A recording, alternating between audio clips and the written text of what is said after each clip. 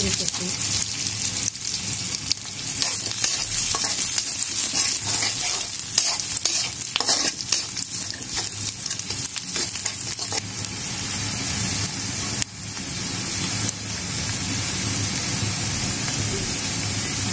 তারপর দিয়ে দিব মরিচ,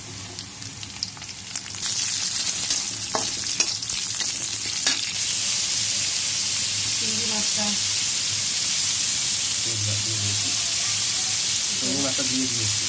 রান্না করছি বললাম চিংড়ি মাছ রান্না শেষ, এটা নামিয়ে নেবো। এবার আমরা ইয়েটা কষিয়ে নেব। চিংড়ি মাছটা কষিয়ে নেওয়ার শেষ। হ্যাঁ, আমি কচু শাকটা ভাপিয়ে নিয়েছি।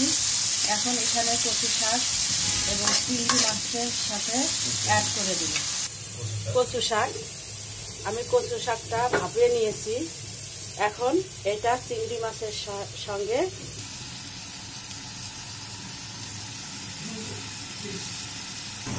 কচু শাকটা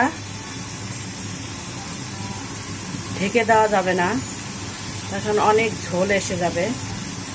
হ্যাঁ, এই জন্য ঢাকনা ছাড়াই বারবার নেড়ে চেড়ে এটাকে রান্না করতে হবে।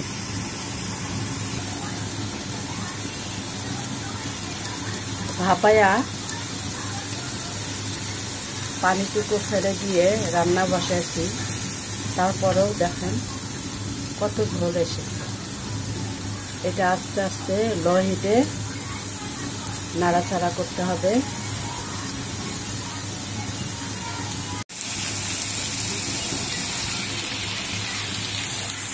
কচু শাকটা রান্না প্রায় শেষ, এখন নামিয়ে পরিবেশন করব।